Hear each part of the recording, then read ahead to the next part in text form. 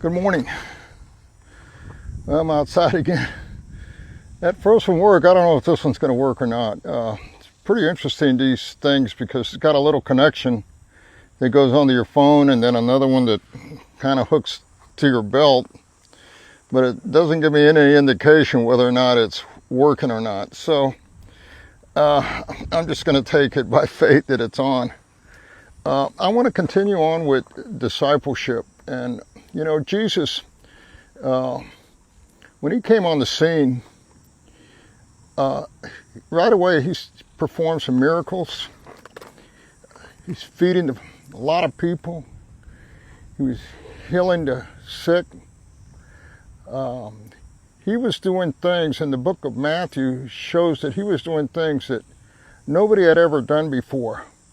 And the reason that he was doing this thing was to prove that he was in fact the Messiah. And all through Matthew you have Jesus performing miracles, and the book of Matthew was written specifically for Jews to demonstrate that he was the Christ and he had the authority to do all these things.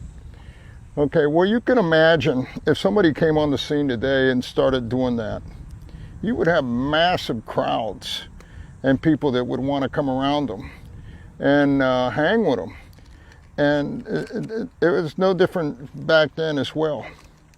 And so you had, let me read to you a passage, because I'm going to talk right at the heart about motivation. And we've been talking about discipleship and the costs and the marks and how you can tell whether somebody's truly a disciple or not. But if you really want to follow Christ wholeheartedly, you got to be properly motivated. Okay, so this is going to be a two-part video too. I'm going to talk about the first part that you need to really think about as well. What is the cost of following Jesus? How do you be properly motivated? Well, when all these crowds, when they saw Jesus, and there was a scribe that came up to him. Now, a scribe was like a Pharisee. They are very well respected teachers of the law. And he says to Jesus, he says, "Teacher, I will follow you wherever you go." And Jesus responds with an amazing answer. He tells him, "Foxes have holes and birds of the air have nests, but the Son of Man has nowhere to lay his head."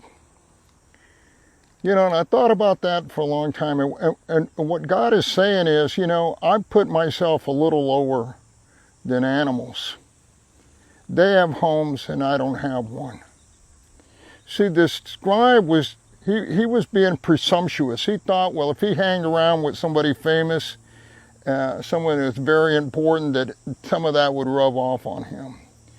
And he didn't realize what he was getting into. And Jesus saying, hey, I can't provide you with a home. I don't know what's going to happen tomorrow.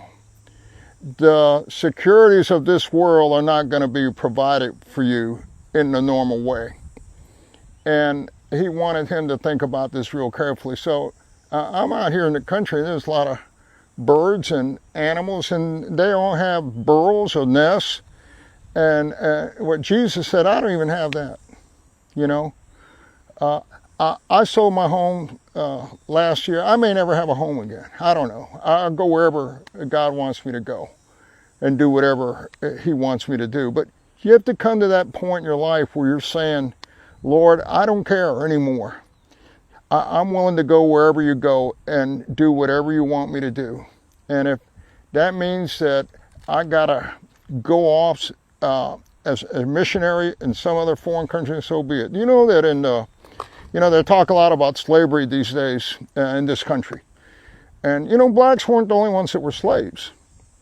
You know, there were young men, teens in England who caught a missionary spirit, and they sailed across America.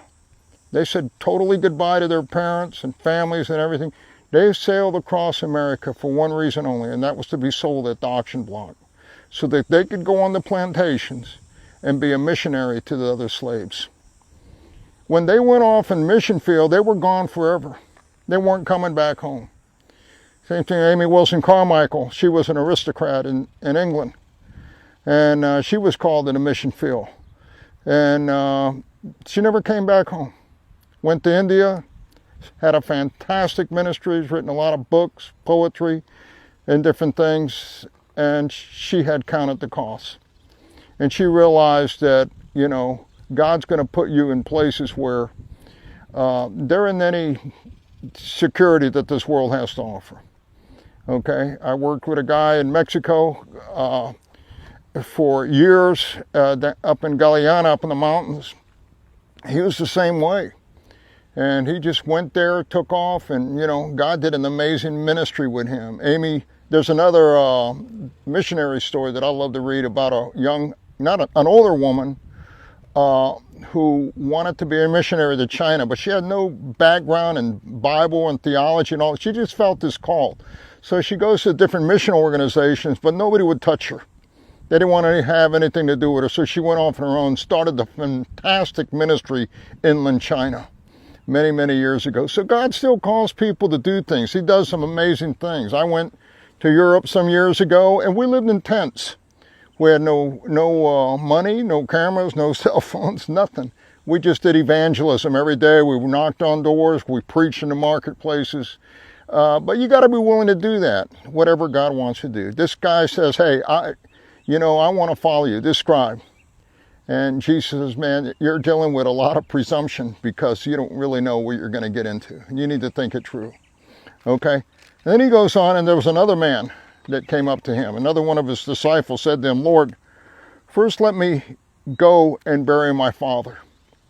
And Jesus told him, follow me and let the dead bury the dead.